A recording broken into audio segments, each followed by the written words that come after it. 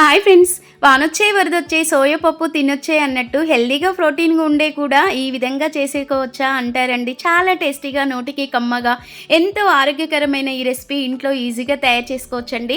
పిల్లలు bakery item అడిగినప్పుడు ఇంట్లో మనకి ఈ సోయా ఉంటే చాలండి.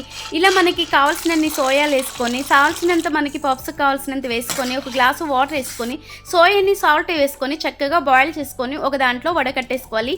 ఖాళీ మిక్సీ జారు తీసుకొని సోయాలని చక్కగా అందులో వేసుకొని రెడ్ చిల్లీ 2 అడ్డంలో చుంచేసుకొని ఈ విధంగా కోమా టైంలో ఈ విధంగా చేసుకోవాలండి. కీమా టైపే ఉంటుంది. చక్కగా టేస్ట్ మాత్రం చాలా బాగుంటుందండి. ప్రోటీన్ కూడా భలే ఉంటుందండి.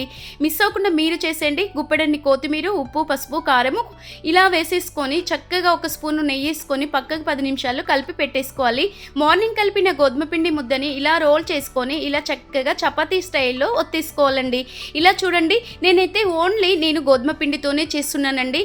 అది ఇంకా సోయా టైపు కదా, చాలా చక్కగా వస్తుంది. చాలా ప్రోటీన్, ఆరోగ్యకరమైన ఫుడ్. వానాకాలం పిల్లల కనుక పెట్టామనుకో చాలా చాలా యాక్టివ్గా ఉంటారండి. మీరు తప్పనిసరిగా ట్రై చేయండి. ఇలా చపాతీ చేసిన తర్వాత మనము డబ్బా షేప్లో ఉంటుంది కదండి, ఒక మూత కానీ ఒక టిఫిన్ బాక్స్ కానీ ఈ విధంగా చేసేసుకోండి. కాదు కూడదంటే చాక్తో కట్ చేసుకోండి, పర్వాలేదండి. ఇలా కొంచెం మైదాపిండి లిక్విడ్ కలుపుకొని ఇలా అతుకు పెట్టి పక్కకు పెట్టేసుకోవాలి. స్టవ్ వెలిగించుకొని ఒక కడాయి పెట్టుకొని చిన్న చెమ్ముతో ఆయిల్ వేసుకోవాలి.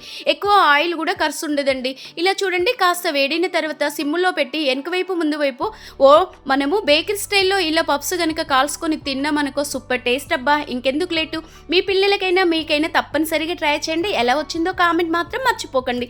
అలాగే ఒక లైక్ చేసి షేర్ చేసి సబ్స్క్రైబ్ చేయండి ఫ్రెండ్స్. Bye bye.